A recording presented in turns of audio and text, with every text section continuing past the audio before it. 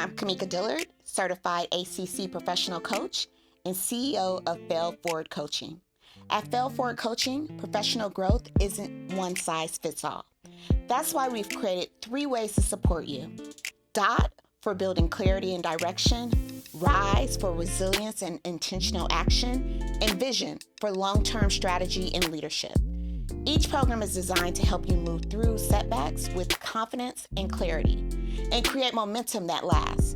No pressure, no hustle, just real progress. Ready to explore what's possible? Book a free discovery call at failforwardcoaching.com.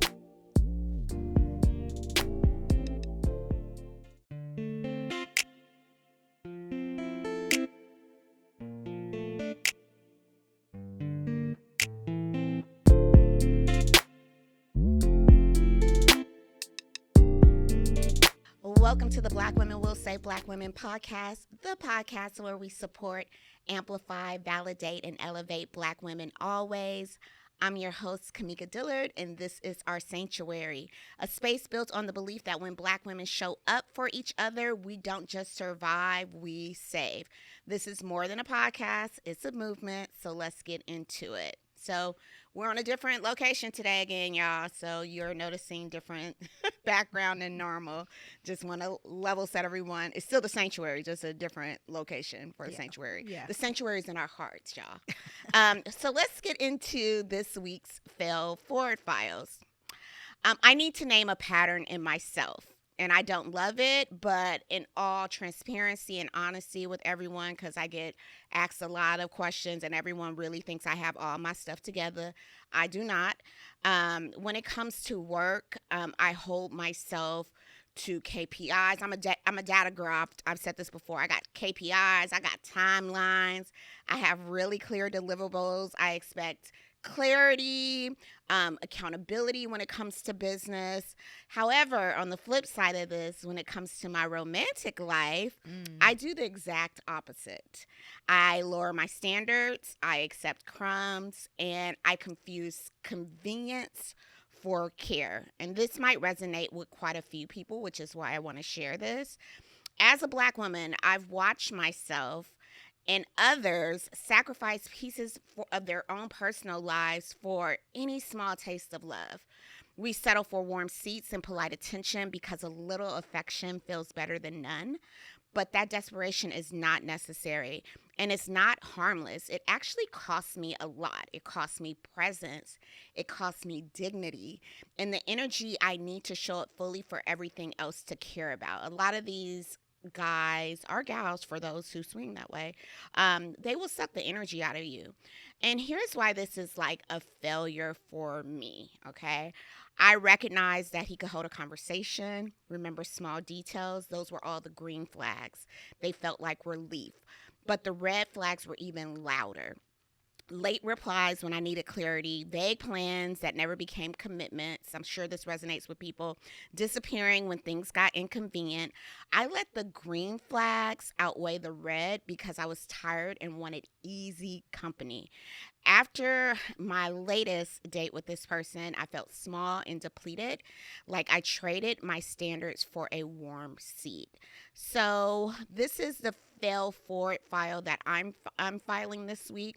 That my failure is not having standards, it's letting desperation lower them. And I hate to be desperate in any facet of life. I like to think about ease.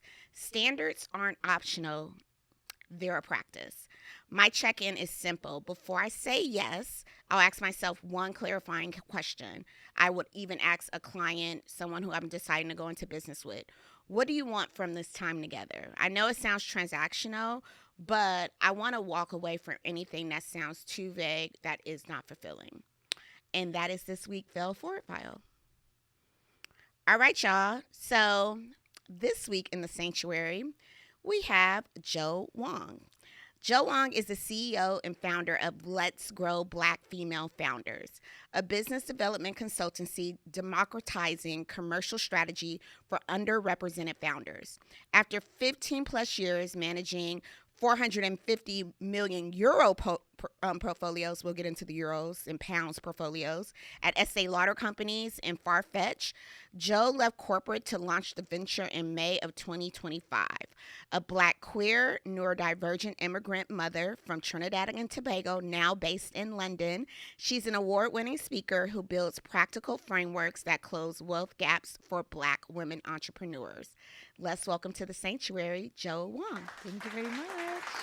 Hey girl, how are you? I'm doing good. How are you? I am good. I'm so excited to have you in the sanctuary. You're our first international guest. Come on over from the other side of the pond. I know. I'm a fake international guest, though, because I am from here. I don't sound international, but I've been in London almost 7 years. So I need to start claiming it. It is home. Well, you can. I mean, I wouldn't claim a lot of the U.S. right now, but it's okay. Where are you originally from? Let's tell everyone. So I'm originally from the Caribbean. I'm originally from Trinidad. I'm a woman of the world. I lived in Canada. I lived in the U.S. Now London. Now the U.K. Okay. Which one are you preferring the most? Oh, my God. I think every place I lived was in the right timing. I do really enjoy living in the U.K. UK is not perfect by any means, but I am enjoying being in such a diverse country, city, and experiencing something different. So I would say the UK right now. Okay, we'll let that fly. Girl, it's not cracking over here, so I'm not even mad at you. You know, be all about the UK right now. Yes. So we want to start off this episode, you just kind of telling us about your journey, which I thought was really interesting because despite you being in the UK, you were still dealing with some very similar like interactions that happen often to Black women over here in the States. So maybe walk us through kind of what led up to 2025. Yeah, I think the journey to 2025 and ultimately making the decision to step away, I was on mat leave. The job there was going through voluntary redundancy. I took the package on mat leave. And I'd heard so many stories about people being on maternity leave and being nervous about stepping away from corporate and will they still have a position when they get back and will they be replaced and whatnot. And for a long time, especially when I was climbing the corporate ladder, I had such anxiety and fear of having a child or being pregnant. Will this all go away when I come back? Went back, took another role, and immediately I felt like I was continuing to climb the ladder, but it wasn't feeling like it was being done in a way where I was really being invested in or recognized for the work I was doing. And you're already feeling it, and it was already kind of brewing within myself. And I love to talk about, and I almost feel like I'm going to brand it or trademark it, but many Black women have felt this. November 2024, I like to say it was the Kamala Effect. The day after the election, I went to work and I just had to show up my full authentic self. I wasn't really feeling it. I was really kind of downloading what had just happened, what is going to happen, which is what we're living in now. And for me, I decided I'm going to sit this one out. I wanted to keep climbing the corporate ladder. I wanted to keep getting the higher promotion, the higher position, but I almost had to sit back with it and be like, but why? Why? I know my worth. I know my capabilities. I know my expertise. And just because I'm getting these titles or accolades or whatnot in these positions doesn't mean they truly look at me that way, as a qualified person. And seeing such a qualified woman not get the acknowledgement and have to fight for it, I kind of was like, I think I'm done. I think I want to take this passion and love and expertise and talent I have and invest it in a space where I feel like it's going to deliver and gratify me in a different way. So that was the 2023, 24, 25 journey to where I sit now today in 26. So I think it's really interesting because even though you were over in London and the results of the election came in, you were impacted. Why did you feel like so much connectivity to an election that essentially wasn't going to affect your lives per se on a day-to-day basis, but you still were like, damn, like this is so messed up? I think ultimately, whether any nation or globally we want to admit it, the US is a very influential market. And ultimately, a lot of the tone that's set in the US does affect many different nations globally. And though the US election wasn't necessarily directly going to affect the UK, the US election was in many conversations. And hearing people in the UK speak about the candidates or hearing how they viewed her was really interesting for me to see as a Black woman that wants to climb up and build her professional portfolio and her career. So ultimately, it was going to affect me in some way. Ultimately, when 2020 happened, when George Floyd happened, DE&I, all of that space transformed in the US, it had a trickle effect across the world. So a lot of us sat that night outside of the US and watched the election because we knew at some point, indirectly or directly, was going to affect us. So, since you've lived in multiple places and had, careers not just within the UK, but also over here in the States, maybe you can share some of the differences or even similarities in dealing with corporate culture, from both of those spaces as a Black woman. Well, ultimately, as a Black woman in the US, stepping in a corporate environment, stepping into those professional spaces, you see another Black woman, you see another Black person. There's a level of camaraderie where you see each other. You're like, oh, there's another one. You're paying attention to that. You might give a look. You know the look. And you're like, we're in here. At some point, I'm going to come find you and talk to you and know how you got in here and whatnot. It's not the same in the UK. In the UK, the diaspora have come in a completely different journey. So you first have the Windrush generation. Then you have more of the West African, Nigerian, Ghanaian coming in at a different time. And because of that, and because the Caribbean versus Nigerian versus Ghanaian, the cultures are so different, Somalian or whatever the background is, to expect these cultures to just melt in and have a camaraderie like historically you see here in the US, it's completely a different experience. So when I had my first day at Estee Lauder in London, I'll never forget, I came out the elevator, I saw another Black woman, I was like, oh, hey girl, like eye contact, and she looked at me like, who are you? And I was like, oh, okay, it's not like that here, And I had to learn, the identity comes a little bit different where you might be Black British, but you are Ghanaian, you are Nigerian, you are of Jamaican descent. And because of that, I think some of the differences are more highlighted than the similarities.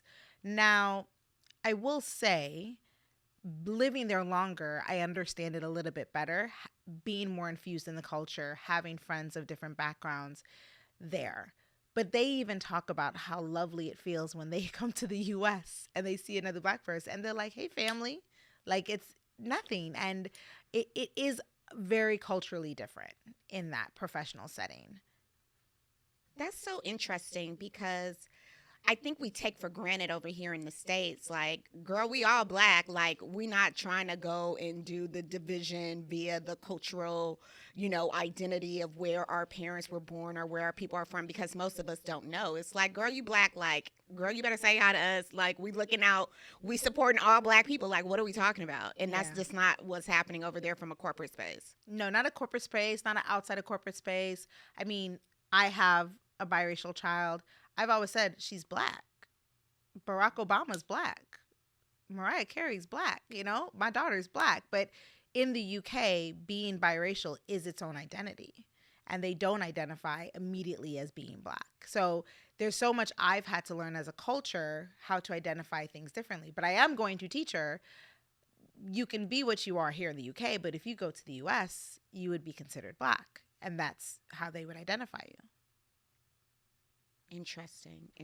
Well, let's transition. I want to talk about the call that happened in January of 2025, and you had a pretty confrontational call that was actually transcribed and recorded due to your ADHD accommodations that you requested. Can you tell us the story of that call and how that changed your entire trajectory? Yeah. I think in my professional career, I've had calls like this often. I think all of us in some professional setting have been in calls where it was a higher authority having a moment, really, using their power and, in better words, abusing it and not speaking or being respectful in a way. And that was happening. And I spoke up and I addressed it. I think at that point I'd had enough because it wasn't even an important conversation. And after the call, I was then addressed about my behavior for addressing it. And I think one thing that's always been important to me throughout my entire professional career is integrity. And once I got to a place where I felt like I had to question or push or not acknowledge my integrity in a situation, I really took a step back and I said, I think I'm done. And this is coming from somebody that was so proud to be a corporate baddie. Like, I was corporate through and through. Give me my corporate Amex, give me my points and my miles. I was executive platinum for 8 years straight, in the club, all the things. And at that very moment, none of that mattered. I was like, this is just not the right space for me. And I've really come to a place now that I question professionalism. I question corporate culture. And I think we get so engulfed in it, we think that's the only way. The only way I can be successful in life is if I have a corporate title. Can you have a corporate title and have a fantastic career? Absolutely. Can you also have a fantastic portfolio, career, and experience without it? You can too. And I think I've just been so scared to step out on my own. It was really nice and safe behind a brand, behind a company, behind a very big volume of revenue. Being out on your own, you're more exposed. But at that point, after that call, I think that was it for me. So they offered you a package. Mm-hmm. And here on the show, we always talk about the money. Mm-hmm. So tell us about your severance. What did they give you? What did it look like as you were trying to figure it all out? Well, previously, when I took voluntary redundancy with another role, that was really built in a true package. And I think what's really interesting about the severance package, and that package was more so from a maternity leave.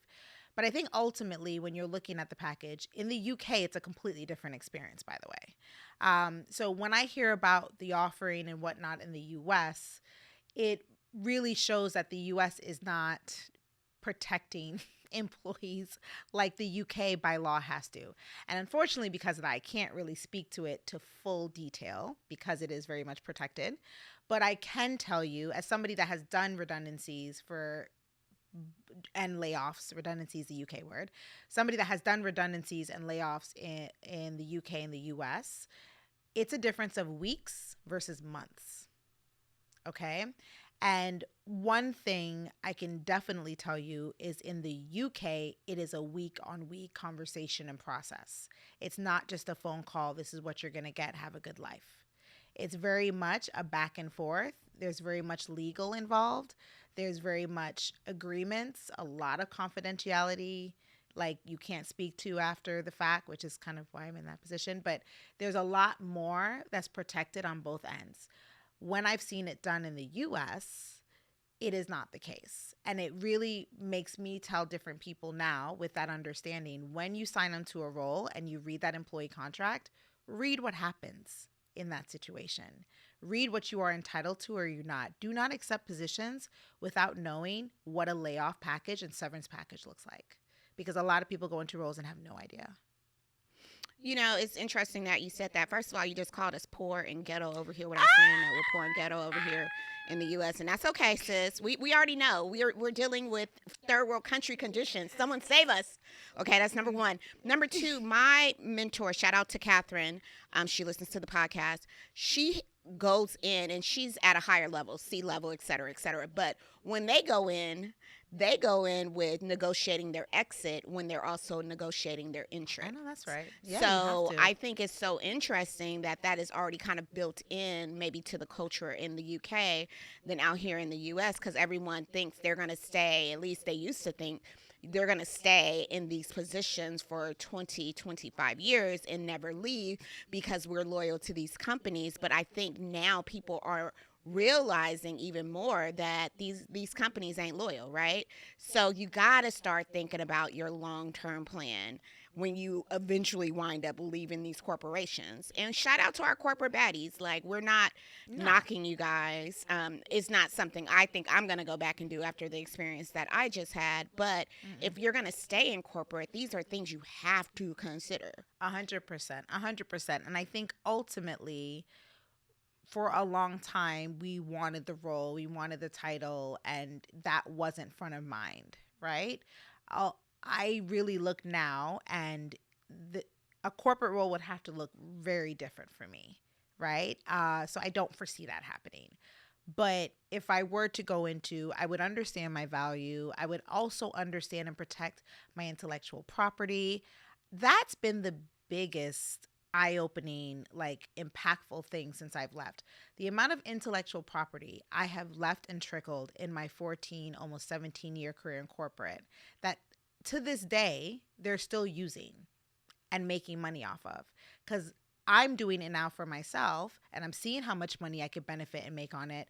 And I was just giving it, like, I was happy to give it away. So I think ultimately the things I would write into a new agreement with anyone corporate is protecting my intellectual property, my brand positioning, my personal brand positioning, the amount of things I limited myself to be able to do because I worked behind conflict of interest and corporate and whatnot. It's not happening again, you know? And I think we have to value what we bring as a talent and an expertise in an organization more to be able to walk in and say what is okay and what's not. I think it's so interesting you say that, because I was having a conversation with my mom, who she remembers when I tell you every detail, every detail. And I don't know how this conversation came up, but my first job while I was in college, I had an internship with Enterprise Rent a Car. Okay. And part of my internship project was to like come up with something, to showcase customer service.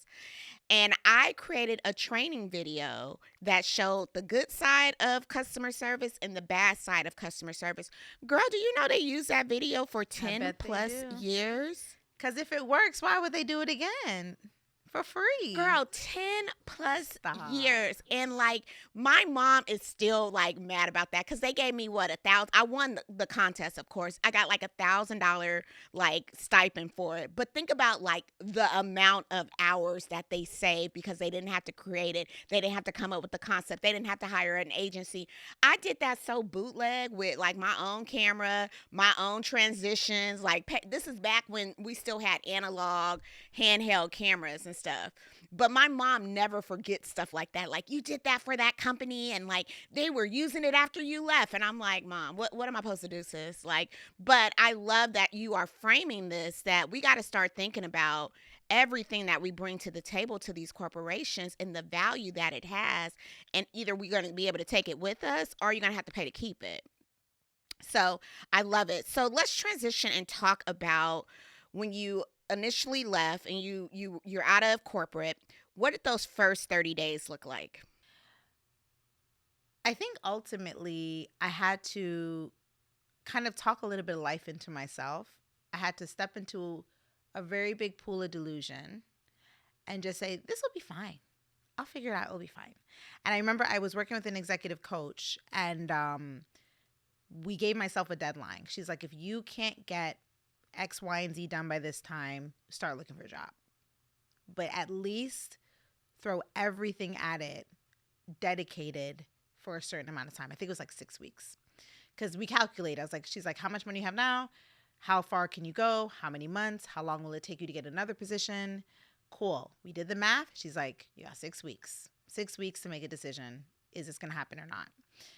And immediately within those 6 weeks, I realized I'm really fast when I don't have to get approvals and wait for people and sit on meetings I don't need to be in. And I was like, wait a minute. Things actually happen faster when you're not dealing with the politics of just the meeting, just to be, so I got so much done and I was already getting leads. I was talking to people and they're like, when does this happen? Can we start? And I was like, oh, okay. I guess this is happening. So it really was a moment for me to actually invest in myself as if not more than I invested in these companies. Because I always say, and I talk a lot about this when I do lectures or panels or speaking, I was an intrapreneur before I was an entrepreneur. I've always been an entrepreneur, right? I was either treating the business like it was my own, you know, or I do it with my own business. But this level of like dedication and passion and like, you know, feeling to the business and accountability, I've always had. So to do it and it be mine, like it was a completely different transition. I will say I had to keep myself organized. I had to create a schedule, set due dates. And that's a little bit of my neurodivergency. I work well under pressure. I work well with urgency. I had to create a false sense of urgency because really there is no urgency. So I had to tell myself the website has to be done by this day or it's all going to fall apart. Like work from that ethic. And really getting accountability people. The more I spoke to people about it, the more I was like, well, I kind of have to do this now because I keep telling people and it's not going to look good if it doesn't happen. So I would just speak to people. And as I would speak to people about it, I was almost speaking it into life. Like it's going to come to fruition. So I think those 6 weeks was self-management, delusion, pace, and accountability. That's how I would probably describe it. So within the 6 weeks, so let's back it up a little bit. Was Let's Grow BFF already established before you had lost your job? Or did you like ideate everything from start to finish within the 6 weeks? I had seeds planted in me. I should do business development consulting. That was the seeds planted. I took the first week and a half, 2 weeks, and dropped in every founder's DMs on LinkedIn to do a call. Like, hey, I'm going on a founder journey. You've been a founder. Can we jump on a virtual call? And I spoke to 50 founders in 2 weeks on calls. And what I came to realize from that call were all the Black female founders were having the same challenges. And all the Black female founders were so self-critical for not knowing everything, not getting everything right, knowing they had the most barriers. And it was sitting down eating with my child's father, and I was like, oh, these Black women, like they keep telling me the same thing, and da-da-da. You know, I just want to work with them. I just want to do something for them. And he's like, then do it.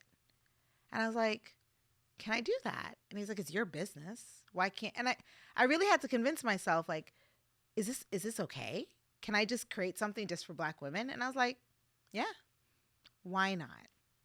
And that was the birth of it. Let's Grow BFF.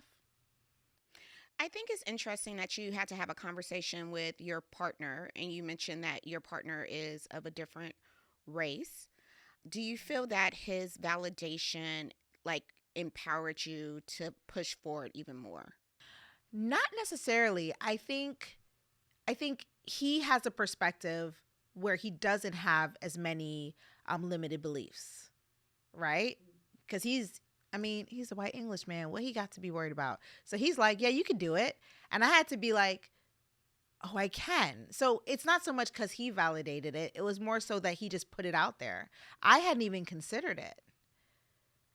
So it was when he said it, I then kind of backtracked in it. I did my research. I looked into it. And you have to now understand, we're just coming out of Trump. And it's this environment where like DE&I is this icky, naughty thing. And I'm sitting here trying to be so explicit and provocative about it.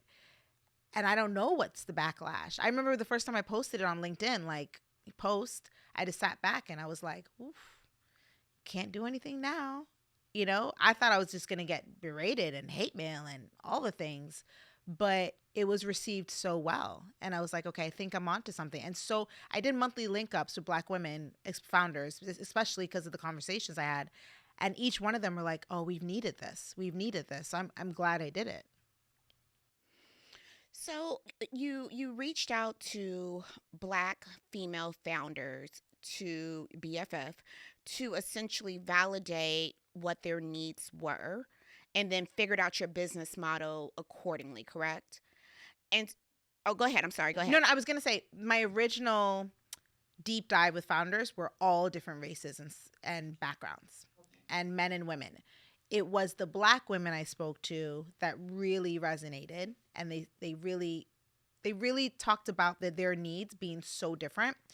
I revisited a lot of them to say, I'm thinking about doing this. I'd love to have an exploratory call and understand what you could benefit the most from when it comes to commercial sales, business development. I would have some calls and ask some questions or send questions ahead. And I'll never forget, I had a call and she kept kind of avoiding the call. We finally get on the call, and very emotionally, she told me, I don't know what you're asking me, and I don't know these things. And I was so embarrassed to get on a call with you and admit that. And that's when I realized, wow, this is a space that they don't feel safe to be bad at something. They don't feel safe to not know. You know any white male founders that don't know any KPIs or numbers? And they brag about it to me. They're like, well, that's what you're here for. And I'm sitting talking to this incredible Black woman that created a business in the millions by herself. And because she doesn't know what retention and turnover is, she was embarrassed to get on a call with me. So it's also the sanctuary of like business. Do you know what I mean? I want to be I call it BFF, as cringy and corny as it is, but I want to set the tone. I'm your business bestie. I'm your BFF. It's a safe space. You can ask questions because talking about your business is a very intimate thing. Yeah. It requires a level of vulnerability I think that Black women are so uncomfortable with, because you're going to uncover some of the dirty corners, right? You're going to uncover some of the flaws in your business model that does not work. And it's like shame behind it. Like, how dare you not have your stuff together? That's why I tell people all the time, I am growing this thing in public so you can see that I am messing up as I go along. Like, even quick story, anecdote story to kind of equate this, I created a fire horse cohort program, which, I built it out, like programming, everything, et cetera, and ran ads on like multiple platforms, et cetera, et cetera. Girl, guess how many signups I got? Exactly. None. And, so embarrassed, like, oh my gosh, I'm failing. People probably think I'm just talking like full of smoke, like, but no, it's like, well, how did you advertise it, Kamika? I went back and talked to one of my girlfriends who works in marketing. Well, how did you go out and advertise it? Did you just, did you do a pull method? Did you do a push method? Like, girl, I'm not in marketing. I'm in operations. Well, okay, let's talk to the people who are expertise in digital marketing, et cetera, et cetera. But like, if I'm not brave enough to share my own personal struggles with business, I can only imagine women who are out here like really struggling, and don't have a space to feel comfortable sharing that. They need your services, of course. No, exactly. And I think what's always been interesting is we celebrate each other when we're doing successful. If we open a business and it's doing well, but that doesn't allow the safe space to say, I'm actually not doing as good as it seems, and I need support, and I need to be more profitable, and I'm not growing and scaling. So I think it's about how do we create safe spaces where you can come in and say, I know this looks great, but there's still work I need to do. And how do we give ourselves permission to fail? I've had so many of those situations with Let's Grow BFF or anything.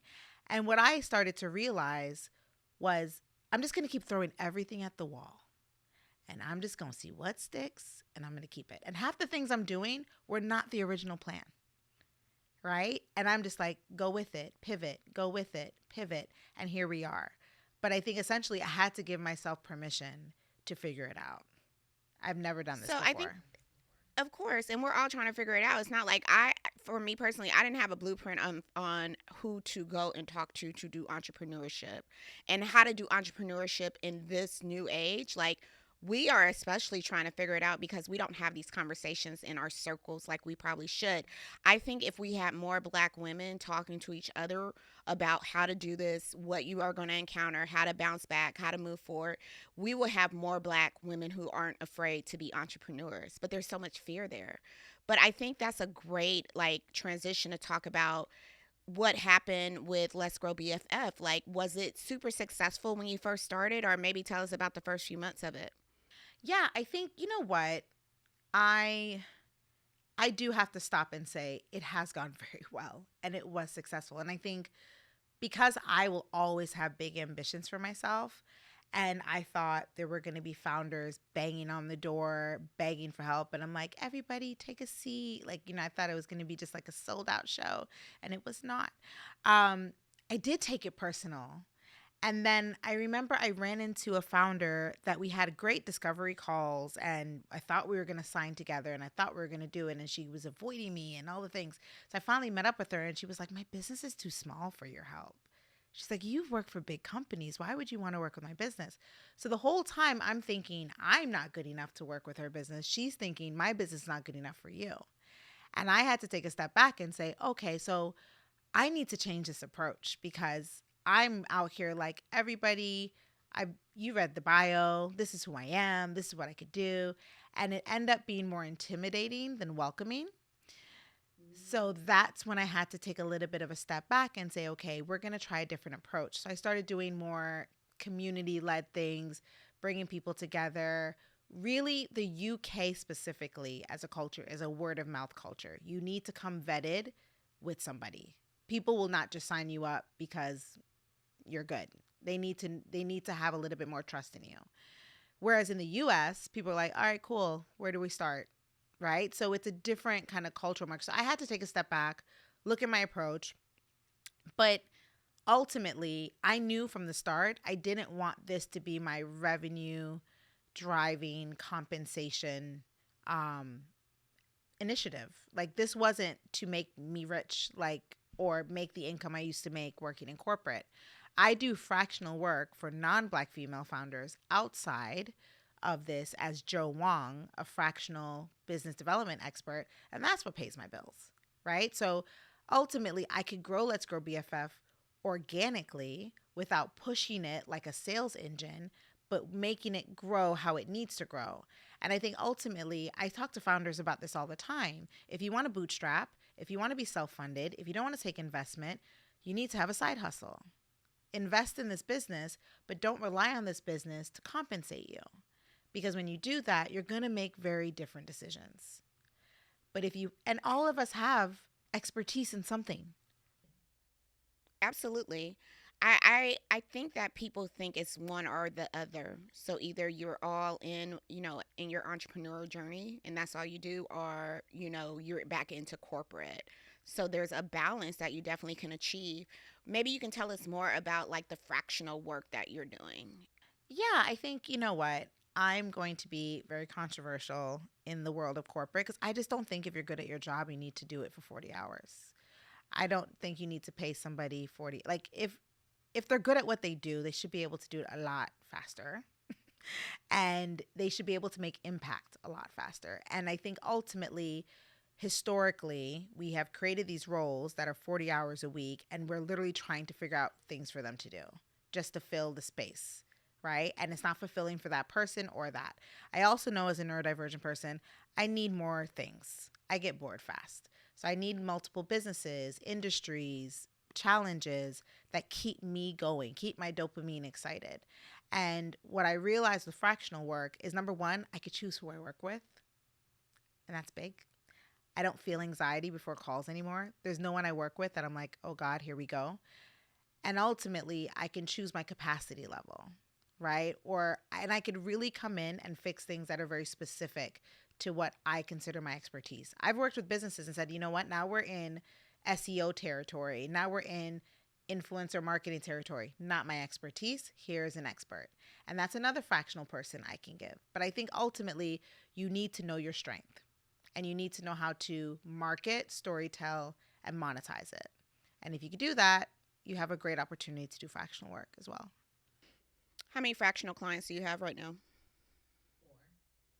And how many hours a week are you working with them? I don't do it by the week. I do it by the month. And 20.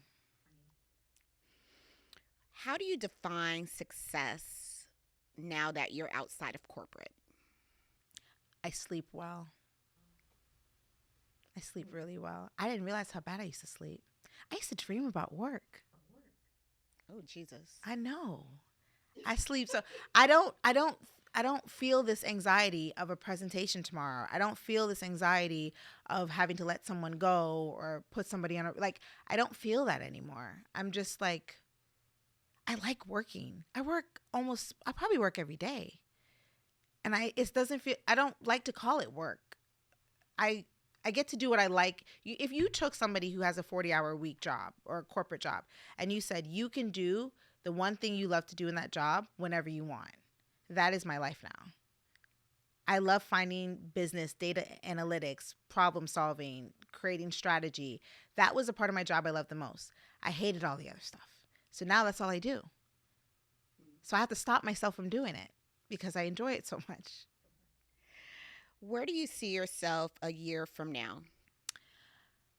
A year from now, I don't know. I can't say. Do you have a goal for 2026? Girl, my mood board is still on Canva and not done because I keep getting distracted. My goal for 2026 is to support and fund as many Black women as possible. Is there a number that sticks out? 100. How many have you funded and supported so far? Support. Well, I kind of surpassed it from a support standpoint because the community I have has 400 now globally. One-to-one support since May, probably in the 20s, one-to-one. I do like an Elevate Your Business course and deep dives, probably like in the 30s. So definitely think we'll get to the 100. This is a question I ask all the guests. How do you want Black women specifically to save you? Support, amplify, validate, elevate.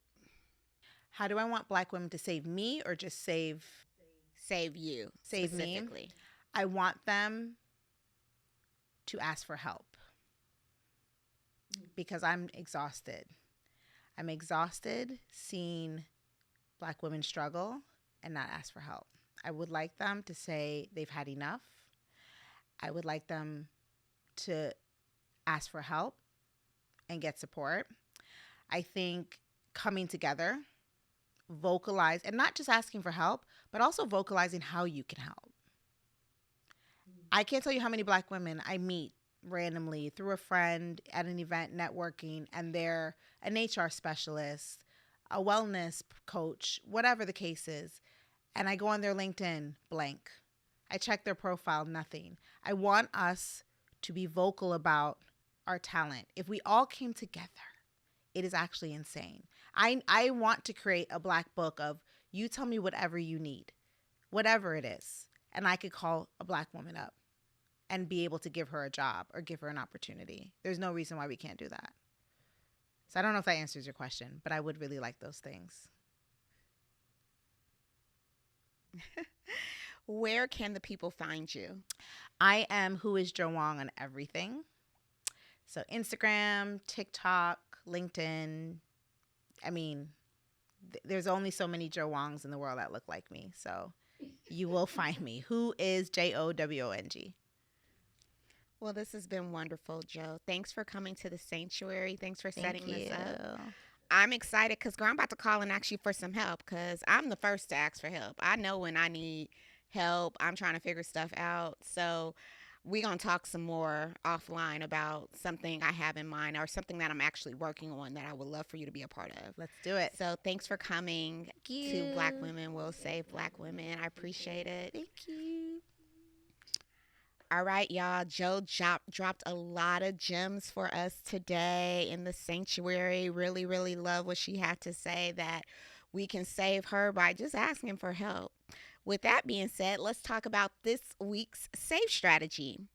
So for this week's SAVE strategy, let's focus on the V for validate.